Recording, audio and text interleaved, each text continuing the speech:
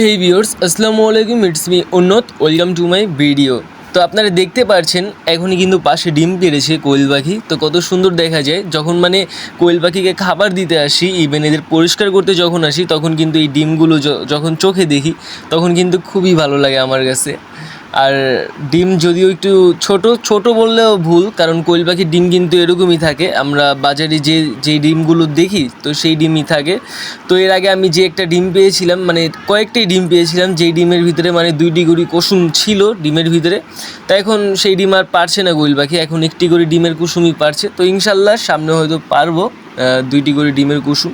তো ওইগুলো ছিল আমার আজকের ডিম। আজকে যতগুলো ডিম আমি পেয়েছি সেইগুলো কিন্তু হাঁড়িতে রেখেছি। আর প্রত্যেক দিনের ডিম খেয়ে ফেলা হয়, প্রত্যেক দিনের ডিম রাখা হয় না। তো দেখছেন কোয়েল পাখি কী যেন খাচ্ছে এখান থেকে। আর ওদের চেষ্টা করতেছিলাম যে আমি ওদের গোসল করাবো, একদিন ওদের গোসল করানো দরকার, কারণ ওদের শরীরের ময়লা কীরকম জেনে। যদিও আমি বালি দিয়ে গোসল করাই, তারপর আমি ভাবছিলাম যে আমি ওদের পানি দিয়ে আপনার শ্যাম্পু দিয়ে গোসল করাবো। এটা আমার ইচ্ছা ছিল, গোসল করিয়ে রোদ্রে দিব।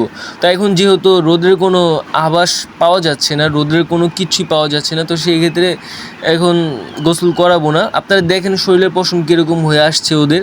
কিন্তু যত্ন কিন্তু আমি খুব সুন্দর করে করি, যদিও আমি একসাথে অনেকগুলো কোয়েল পাখি রাখি। আর কোয়েল পাখির কিন্তু আপনার লেয়ার মুরগির মতন, এদের কিন্তু বেশি জায়গা লাগে না। অনেকজনে বলে যে কোয়েল পাখির এতগুলো কোয়েল পাখি আপনি এইভাবে রাখছেন কেন।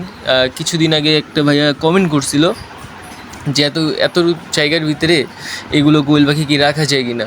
তো আমি ওই ভাইয়াকে বলি যে কোয়েল পাখির বেশি জায়গা প্রয়োজন হয় না। কোয়েল পাখিকে আপনি এর খাবার বা এর লড়াচড়ার জন্য একটু জায়গা দিলেই চলবো, এর আর কোনো জায়গা প্রয়োজন হয় না।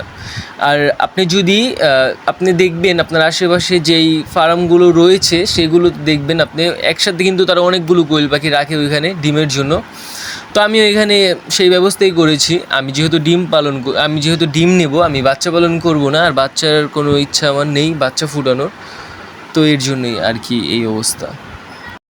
তো ভিউয়ার্স, আমার যে কবুতরগুলোকে কিন্তু আমি কোনোভাবেই যত্ন নেই না, এদের নাড়াচাড়া কোনো কিছু আমি করি না। এরা নিচে আমি যে মুরগিকে খাবার দিই সেই খাবার নিচে পড়ে থাকে, তো সেই খাবারগুলো কিন্তু ওরা আসে আবার খাওয়ার জন্য। তো কবুতরের একটি বাচ্চা বেঁচে আছে, একটি বাচ্চা সুস্থ আছে, আরেকটি বাচ্চা আপনার মারা গেছে। তো সেই বাচ্চাটি মারা যাওয়ার মূলত কারণই হলো আপনার বাচ্চাটি ওর মার নিচে রয়েছিল। তো মার নিচে থাকার পরও বাচ্চাটি ঠান্ডা লেগেছিল, তো ঠান্ডা লাগার জন্য বাচ্চাটি মারা গেছে। একটি বাচ্চা রয়েছে আর একটি বাচ্চা মারা গেছে। তো আমার ভুলের জন্য হয়তো এরকম। তো নেক্সট টাইম এই ভুল আর হবে না, কবুতরগুলোকে সুন্দর করে পালন করার চেষ্টা করব। আর আমার যে কোয়েল পাখিগুলো আপনারা দেখছেন এখন, তো ওদের আমি আপনার প্রত্যেক টাইমে ভালোভাবে খাবার দিচ্ছি। তো ওদের খাবার শেষ হয়ে আসছে। তো ওদের এখন শেষ হয়ে আসছে বলতে কি ওদের জন্য যে আমি আপনার লেয়ার 1 যে ফিড রয়েছে সেই ফিড যে আমি ওদের জন্য কিনেছি, তো ওই ফিটের ভিতরে আমি আবার অন্য কিছু খাবার মিক্স করব, খাবারটা একটু বেশি বানানোর জন্য। কারণ আমরা লেয়ার 1 খাবার প্রচুর পরিমাণে দাম, ওটা আপনার 70 টাকা কেজি আমাদের এখানে। তো আপনাদের ওইখানে কীরকম জানি না। তো 70 টাকা কেজির জন্যই ওই খাবারের ভিতরে আপনার ভুট্টার যে ফাঁকি আছে তো সেটা মিক্স করব। ভুট্টার ফাঁকি আমাদের এখানে আপনার 45 টাকা কেজি। তো এর জন্য আর কি ভুট্টার ফাঁকির সাথে ওটার সাথে মিক্স করে খাবারটা কিছুটা বাড়াবো, খাবারটা বাড়িয়ে ওদের আমি দিব। তো সেটা তো ডিম পাবো ইনশাল্লাহ, খুব ভালো ডিমই পাবো। তো এখন আমার এই যে আপনার ফার্মি মুরগিগুলো যে দেখছেন, ফার্মি মুরগি আপনার এখন দেখি করকর করে। তো ফার্মি মুরগি হয়তো আপনার 1 মাস এরকম যাবে, 1 মাসের ভিতরে ডিম দিয়ে দিবে। তো ফার্মি মুরগির জন্য একটা বাটি আনতে হইব। এখানে আপনার পাত্রের জন্য একটা হলুদ একটা বাটি নিয়ে আসবো। ওইখানে যে বাটিটি দেখছেন এটিতে পানি শেষ হয়ে যায়, আর যে লাল বাটিটি দেখছেন এটিতে করে আমি ওদের গমের ভুসি তার সাথে আপনার ফিট দোনোটা মিক্স করে আমি ওদের খাবার হিসাবে দেই প্রত্যেক দিন।